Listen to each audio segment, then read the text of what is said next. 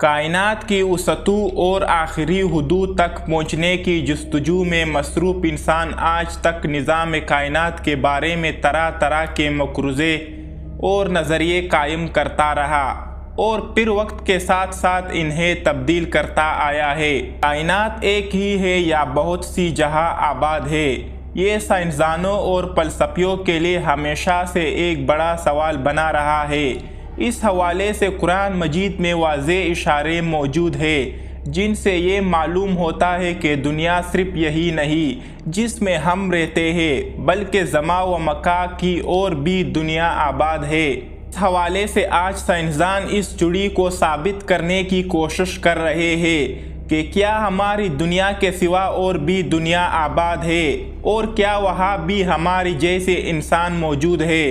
اللہ نے اس سوال کا جواب دیتے ہوئے اپنے مقدس کتاب میں فرمایا، اللہ وہ ہے جس نے 7 آسمان پیدا کیے اور ان کے مانند زمینیں بھی ان کے درمیان حکم نازل ہوتا ہے تاکہ تم جان لو کہ بے شک اللہ ہر چیز پر قدرت رکھنے والا ہے۔ صحیح البخاری اور دیگر کتب احادیث میں اس آیات کی ضمن میں ایک روایت موجود ہے کہ مفسر قرآن حضرت بن عباس کے پاس ایک شخص آیا اور اس نے سورۃ طلاق کی اس آیات کی تفسیر پوچھی۔ حضرت ابن عباس خاموش رہے۔ اس شخص نے دوبارہ اصرار کیا اور پوچھا کہ آپ اس کی وضاحت کرنے سے گریز کیوں کر رہے ہیں؟ اس پر حضرت بن عباس نے کہا کہ 7 زمینوں سے مراد ہماری ہی زمین جیسی 7 اور زمینیں ہیں۔ ہر زمین پر ہمارے پیغمبر حضرت محمد صلی اللہ علیہ وسلم کی طرح ایک رسول آئے ہیں۔ حضرت آدم کی طرح وہاں آدم بھی، نوح کی طرح ان زمینوں پر نوح، اس طرح ابراہیم، موسیٰ اور عیسیٰ علیہ السلام کی طرح وہاں بھی نبی مبعوث ہوئے۔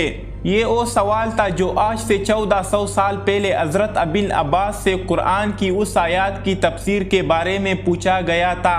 آج سائنسدان اس سوال کا جواب سائنسی طریقے سے دریافت کرنے کے لیے سر جوڑ کر بیٹھے ہیں۔ آج سائنس کے مطابق بے شمار دوسرے سیارے اور سورج کی طرح بے شمار ستارے اس کائنات میں بکھری پڑی ہے اور ہمارا نظام شمسی اس پوری کائنات کا صرف ایک چھوٹا سا ٹکڑا بھی نہیں ہے۔ دراصل ساحل سمندر میں ریت کے ذرات کم ہے مگر کائنات میں پلینٹ، سیارے اور سورج وغیرہ اس سے کئی زیادہ ہے۔ صوفیاء کرام کے یہاں بھی 7 زمینوں اور آسمانوں اور 7 آدم و حوا کا تصور ملتا ہے۔ لہٰذا مشہور صوفی بزرگ شیخ ابن عربی کے مطابق ایک مشہور واقعہ نقل ہوا ہے۔ شیخ ابن عربی فرماتے ہیں کہ میں نے ایک مرتبہ ایک ایسی قوم کے ساتھ بیت اللہ کا طواف کیا کہ جن کو میں نہیں جانتا تھا۔ ان میں سے ایک نے مجھ سے کہا، کیا تم مجھے جانتے ہو؟ میں نے کہا کہ نہیں۔ اس نے کہا، میں تمہارے سب سے اولین آباء و اجداد میں سے ہوں۔ میں نے پوچھا، تمہیں مرے ہوئے کتنا عرصہ گزر چکا ہے؟ اس نے کہا، 40,000 سال سے کچھ زیادہ۔ میں نے کہا، آدم علیہ السلام کو تو اتنا زمانہ تو نہیں گزرا۔ اس نے کہا کہ تم کون سی آدم کی بات کر رہے ہو؟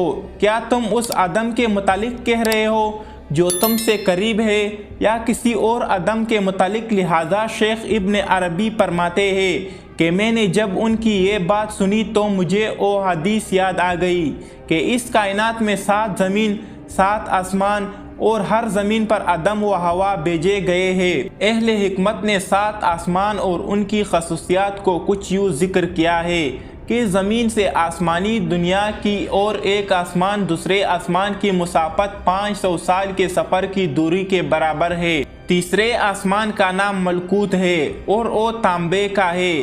چوتھے آسمان کا نام ظاہرہ ہے اور وہ آنکھوں میں خیرگی پیدا کرنے والے سفید چاندی سے بنا ہے۔ اور 7ویں آسمان کا نام لابیہ ہے جو سرخ یاقوت کا ہے اور اسی میں بیت المعمول ہے۔ اسی طرح نبی کریم حضرت محمد صلی اللہ علیہ وسلم کا سفر معراج اس بات کا واضح ترین ثبوت ہے کہ حضور صلی اللہ علیہ وسلم نے براق پر سفر کرتے ہوئے جبرائیل امین کے ساتھ تمام آسمانی راستوں کو پار کیا جس کے اندر 7 آسمان بھی شامل تھا، اور حضور صلی اللہ علیہ وسلم نے تمام آسمانوں میں پیغمبروں اور رسولوں سے ملاقات کی۔